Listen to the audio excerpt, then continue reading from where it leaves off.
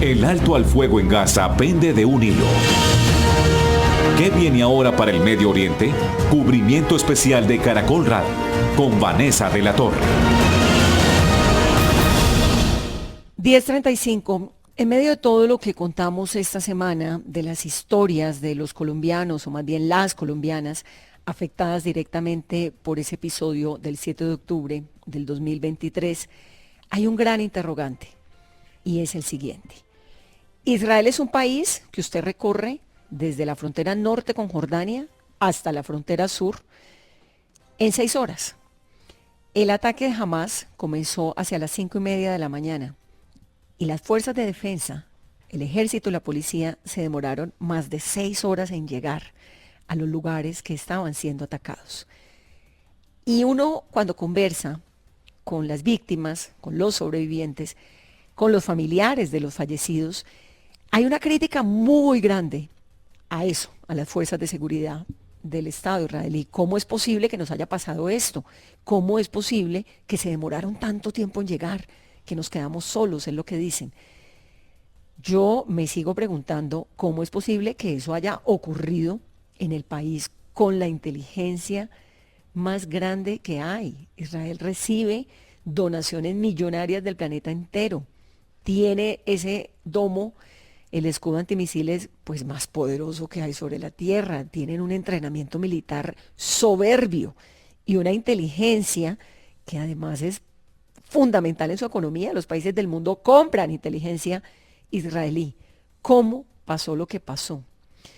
Joe Ger fue oficial de las Fuerzas de Defensa de Israel, de la FDI, y es experto en temas de seguridad e inteligencia. Actualmente es el CEO o el presidente de la empresa TechnoCyber en Estados Unidos y tiene más de 25 años de asesorar a empresas multinacionales y a gobiernos del mundo en temas de seguridad. Señor Ger, me da mucho gusto tenerlo. Bienvenido. Muchas gracias, Vanessa. ¿Usted está en dónde? ¿En Estados Unidos o en Israel? Correcto. En Miami. En Miami. Bueno, esa es mi pregunta. ¿Qué fue lo que pasó? ¿En qué falló la seguridad israelí? Bueno, esa es la pregunta del millón. Es un tema, como sabes, por supuesto, muy complejo y se puede analizar, digamos, desde varios puntos de vista, ¿no? Entonces, hay que preguntarnos qué pasó desde el punto de vista de la inteligencia, como decías tú, y hay que preguntarnos qué pasó, digamos, desde el punto de vista operativo.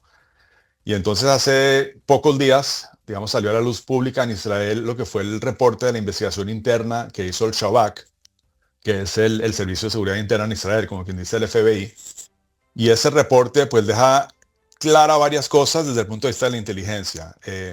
Para darte un poquitico de contexto, desde que Israel sale en el 2005 de Gaza, retirando no solamente a todas las tropas del ejército de Israel que había allá, sino también a todos los judíos que vivían en esas zonas, vivos, inclusive a los cementerios, sacaron absolutamente todo, le entregaron las llaves de ese territorio a los gazatíes y les dijeron, vea, aquí tienen, hagan para ustedes un gran futuro. Desafortunadamente, como la historia ya mostró, en 2007 entra Hamas y bueno, ese no fue el plan de ellos, sino convertirlo en una base de terror para atacar a Israel. Pero entonces lo interesante de esto es que, y eso digamos después de pronto podemos hablar de lo que pasa en el Líbano, a diferencia del Líbano, lo que pasa en ese momento en Israel es que Israel se retira completamente, incluyendo muchos de esos assets o activos o recursos de HUMINT, de inteligencia humana que había ahí. Y para que entiendas también, se decidió en esos momentos que, digamos, el encargado dentro de la comunidad de inteligencia de Israel, el que se encargaba de esa zona era el Shabak, ¿ok? Entonces, ¿qué pasa dentro del Shabak? Y aquí hay un tema que es, no sé cuánto tiempo tenemos, pero es un poco complejo. Es que, mira, al final del día... ¿Qué es el Shabak? ¿Qué es el El Shabak? Shabak viene siendo como el FBI en Israel, el Servicio de Seguridad Interno y de Inteligencia Interna, ¿ok? Entonces, ¿qué pasa? Pero si yo me salgo de eso un momentico, te puedo decir así, en los últimos 20 años, más o menos, se logró infiltrar lo que yo llamo el virus woke, ¿sí? Que empezó a confundir el mundo, convierte lo bueno en malo, lo malo en bueno, etcétera. No solo entró y penetró a la sociedad israelí, a sus políticos y a los varios gobiernos que hubo en los últimos 20 años más o menos, sino que también logró infiltrar, digamos, a las cúpulas de estos cuerpos de seguridad e inteligencia. Entonces, con esto, digamos, la frase del famoso samurái Sun Tzu, quien habla o habló de la importancia, por ejemplo, de conocer a tu enemigo, que es uno de sus predicados, pues eso quedó en segundo plano. Y ese enemigo que estaba ahí, que se llama Hamas, que dice en su carta magna, y lo dicen por todos lados, y te lo han demostrado desde el 2007 con ataques terroristas basados en una ideología yihadista que tiene como fundamento, digamos, matar a los judíos de esa zona del mundo. En vez de entender con quién estaban lidiando, ¿okay? Empezaron, gracias a este proceso de confusión por este virus woke, como lo llamo yo, empiezan a confundir a ese enemigo. Y en vez de ver a Hamas como ese grupo terrorista y yihadista que es, empezaron a tener en reuniones de análisis de inteligencia, etcétera, basados, por supuesto, desde arriba, desde la parte de gobierno, a cuestionar si quizás, si se le pinta un buen futuro a Hamas, ¿será que dejarán el yihad? ¿Será que si les das billones de dólares, que entonces vinieron de Qatar, será que dejan el yihad? ¿Será que si dejan a los gazatíes que vengan y pasen y trabajen en Israel y vayan a los hospitales y todo, y les das, como quien dice, ayuda en ese sentido, será que cambian su adoctrinamiento del yihad y se vuelven projudíos, ¿no? Y con este tipo de pensamiento se pasaron a hacer, digamos, importantes cambios en los organismos de seguridad. En el tema del ejército se pasó, y eso viene de años atrás, a tratar de hacer lo que se llama, o lo que llamaron un ejército más pequeño e inteligente. De acuerdo que Israel, que es un país muy pequeño, rodeado de enemigos, pues tiene que dar un porcentaje importante de su Producto Interno Bruto a temas de seguridad. Imagínate lo que Israel pudiera hacer con más plata para desarrollo, para R&D, para tecnología, ¿ok? Si no tuviera que invertir eso en defendernos. Entonces, sí, en ese pero momento hacen eso. Eso no me está contestando la pregunta. Porque todo eso, digamos, es claro. Sí, tiene un apoyo muy grande, tiene que gastarse mucha plata en defensa, está metido en un territorio con, como lo dije esta mañana, ahorita hablando, con 250 millones de musulmanes que probablemente no quieren la presencia del Estado israelí. Todo eso lo entiendo, pero no me contesta la pregunta. Claro, pero es que es muy importante para que entiendas cómo se fue dando, porque yo te puedo decir qué pasó al final, pero eso no tiene ningún... no lo vas a entender sin el contexto. Entonces, ya casi estamos. Mira, lo que pasó ahí fue entonces, ejército más pequeño, ¿ok? El Shabak, que es el grupo interno, entonces deciden ahí también, y es algo que salió en el reporte como algo clave, ellos deciden meterle más al tema tecnológico y menos al tema de inteligencia humana, o sea, recursos humanos en Gaza en este sentido. Y estamos hablando ahí de dos tipos de inteligencia humana. Uno es, por ejemplo, la inteligencia humana dentro del mismo Hamas, ¿okay? Que eso tiene un nombre específico, y otro es, digamos, el reclutar, por así decirlo, al señor que vende mangos en la esquina, al que vende falafel en el otro lado, al que te sirve el café, donde con uno de ellos que hubiera entendido lo que estaba pasando en Gaza y hubiera dado un reporte, pues todo eso al final del día no hubiera ocurrido. Entonces, ¿qué pasa? Con todo lo que te estoy contando, se acerca el 7 de octubre, se ven varios indicios de que algo está pasando, pero se descarta, digamos, a nivel de mando alto en el servicio de inteligencia interna. Y finalmente, lo más importante es que ese 6 de octubre piensan que es otro ejercicio más y no se le da la orden de estar alerta al ejército. Otra vez, un ejército que ya para ese entonces es un ejército completamente reducido, donde, si digamos, en mi época no había forma de que en las fronteras no hubiera patrullajes y hubiera por lo menos un par de batallones en alerta. En este momento no. Entonces había, como era también una festividad judía, Simchat Torah, entonces muchos de los soldados, que te recuerdo son jóvenes que están sirviendo servicio obligatorio, pues los soltaron para que fueran a pasar esa fiesta judía con sus familias. Nuevamente, todo esto a consecuencia de esa mentalidad de que tenemos al otro lado un grupo que de pronto quiere hacer la paz con nosotros, de pronto puede cambiar. Entonces, al final del día, ¿qué pasa? Los agarra el 7 de octubre a las 6:29 de la mañana en las camas. Y eso es la gran cosa. Entonces, ¿qué pasa al principio? Se paran como leones los que estaban ahí, los poquitos que estaban, versus 5,000 terroristas completamente armados de Hamas, más otra cantidad de miles de gazatíes que entraron después de ellos a seguir haciendo masacres y robar y secuestrar, ¿ok? Muchos de esos comandantes que dan el primer, digamos, que llegan allá y empiezan a repeler esos ataques, son matados inmediatamente y ni siquiera alcanzan a pasar la información y activar, digamos, las alertas. Y otra cosa que hicieron ellos, los de Hamas, es que sí le pegaron muy fuerte a todo lo que se llama el sistema de comando y control. Entonces, ¿qué pasó en el ejército? Eso se llama shock en el sistema. Una cosa inexplicable, y no es la primera vez que pasa en la historia, ha pasado pues en muchos otros sitios. de los conflictos, digamos, de la historia de los conflictos, pero bueno, pasó acá. La última vez que había pasado en Israel fue en la guerra de Yom Kippur. Se pensó que se había aprendido la lección y pues no se aprendió y este es el resultado.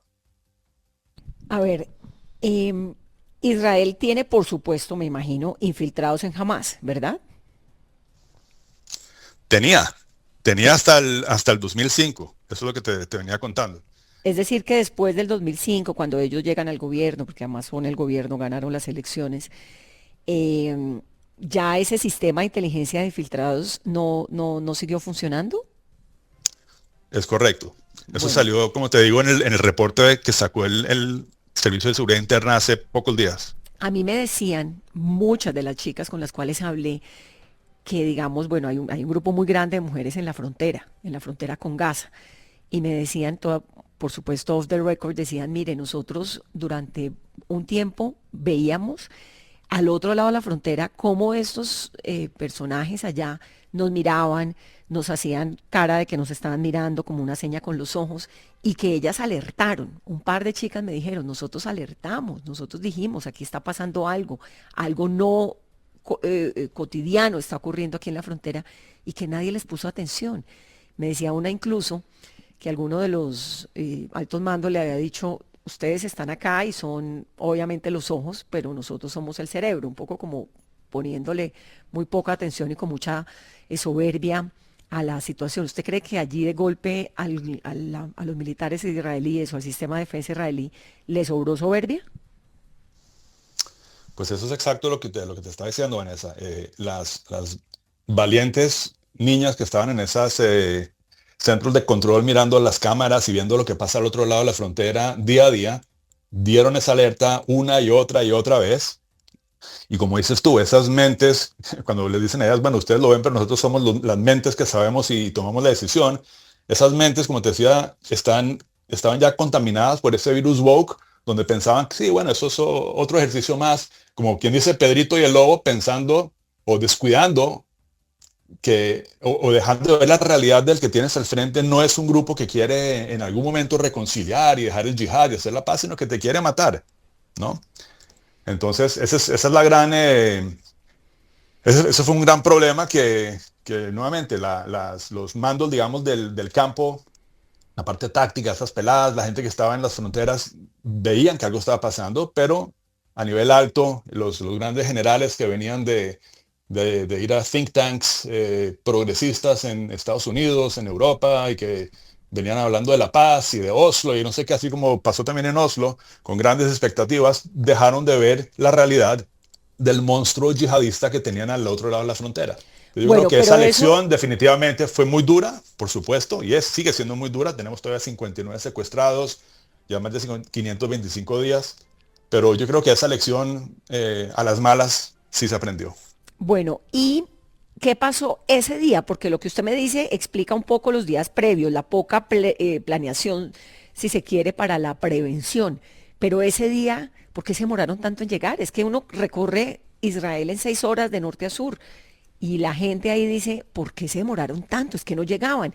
Llegaron primero algunos familiares como consecuencia de que mandaban mensajes por escrito, prendían la televisión y veían, porque esto fue transmitido casi que en vivo y en directo, porque todo el mundo ponía videos en Facebook, especialmente los terroristas de Hamas que se dedicaron a publicar lo que estaban haciendo.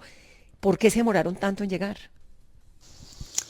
Nuevamente es la pregunta del millón, y otra vez toca diferenciar aquí entre lo que fue la respuesta inmediata de, digamos, los mandos bajos e inclusive los civiles tanto de reserva como no de reserva, que simplemente entendieron en el sitio lo que está pasando, agarraron un arma de algún soldado muerto o de algún terrorista muerto, lo que sea, y fueron y dieron sus vidas para proteger a sus comunidades. Entonces ahí vemos ese día, por un lado, un gigante esfuerzo de valentía de muchos de estos jóvenes y no tan jóvenes también israelíes que entendían lo que pasaba y a su nivel trataron de defender y defendieron inclusive dando su vida con muchos muertos. Tenemos también las respuestas de las tropas que estaban en esa zona, que también dieron todo, pelearon como leones, con mucha valentía contra un mar de terroristas armados hasta los dientes, que eso es otra pregunta, cómo llegaron a eso. Y bueno, y muchos de ellos murieron también. Y por otro lado tienes en los altos mandos y en los centros de control, digamos, del ejército, etcétera, un caos completo con una cantidad de, llamémoslos no me gusta generalizar, pero llamémoslos una cantidad de generales y de altos mandos confundidos, como te decía, con la cuestión más sencilla de todas, que es que al otro lado de esa frontera tenías un monstruo yihadista. Entonces, entre eso y la cantidad de problemas en el comando y control, pues sí, se dio una situación inexplicable, la verdad, de cómo se demoraron a ciertos... Es más, en ciertas zonas, y en este momento se me acaba de volar, pero hay un par de kibutzim en la región, en la frontera, donde inclusive llegó un par de unidades, digamos, del ejército, no tuvieron ni siquiera chance de decir lo que estaba pasando, empezaron a luchar, los matan a todos y no alcanzan, como creo que te dije antes, no alcanzan ni siquiera a pasar esa información de que están ahí. Entonces hubo muchos sitios donde ni siquiera sabían que había problemas. Ahora, también tenemos que, pues, tener en cuenta que un ataque de estos, por supuesto, a esa magnitud, nunca había ocurrido allá. Entonces, cuando alguien, digamos, que no está conectado a las noticias, que me imagino que los sistemas de WhatsApp y de celulares cayeron por la cantidad de mensajes que había, cuando alguien escucha que se metieron en un kibutz, por ejemplo, en Be'eri, ¿ok?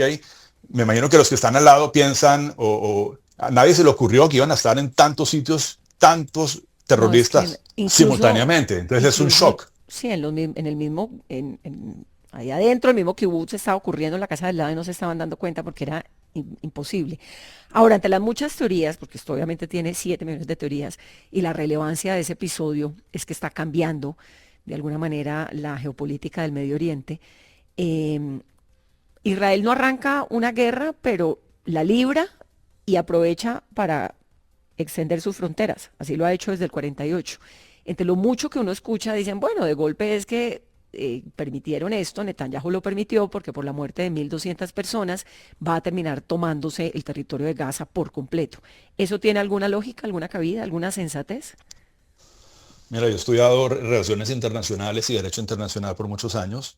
Y si tú miras la historia de los conflictos, cuando a un país lo atacan y ese país se defiende, en la historia, y podemos ir caso por caso, siempre ha habido conquistas de territorio. Me atacaron de un punto más alto, listo, ataco ese territorio y conquisto esa montaña o esa cordillera para que no me sigan atacando ahí en el futuro. El único sitio, el único conflicto donde todo el mundo ha saltado desde el principio ha sido los conflictos que he tenido que ver con Israel. Y si tú mencionas el 48, pues claro, ese día cuando el 14 de mayo del 48 se declara la independencia del Estado de Israel, al día siguiente lo atacan 7 estados. ¿Ok? Entonces, por supuesto que fueron tomando y luego podemos ir a la guerra de los 6 días, del 73. En cada una de esas guerras siempre ha habido la necesidad, digamos, de tomar parte del territorio. Por ejemplo, en este momento, para hablar concretamente de esta guerra, el Líbano. Mira que este ataque fue el 7 de octubre del 23, pero el 8 de octubre del 23, Hezbollah, y ahí tocaría también hablar de Irán más adelante si tenemos tiempo, que es el factor clave en todo esto. El 8 de octubre, Hezbollah empieza a lanzar cohetes, misiles, drones explosivos sin cesar hasta hoy en día. Entonces, con una situación ridícula que le tocó a Israel sacar a más de 100.000 ciudadanos de las zonas del norte de sus comunidades. Entonces, hoy en día, por ejemplo, ya que pasó todo lo que pasó con Líbano en su momento indicado y todo el mundo vio la operación de los Vipers y la muerte del architerrorista Nasrallah y Mohammed, bueno, todo ese cuento, ya Hezbollah, digamos, con más o menos 30% de su fuerza, pues Israel tiene que tomarse, no es posible, yo no sé si en este viaje que tú hiciste estuviste en Metula, pero uno literalmente le puede dar la mano al del otro lado de la reja y estás ahí al lado y estás en una situación donde tienes una cordillerita, una montaña, no sé cómo se llama, alrededor de Metula. Eso es impensable que hoy en día alguien va a volver a su casa sabiendo que al otro lado puede estar Hezbollah. Entonces, por supuesto que Israel, después de lo que pasó, va a tomarse lo que era, me imagino, en esa época, una franja de seguridad que, digamos, lo mínimo sería hasta el río Litani.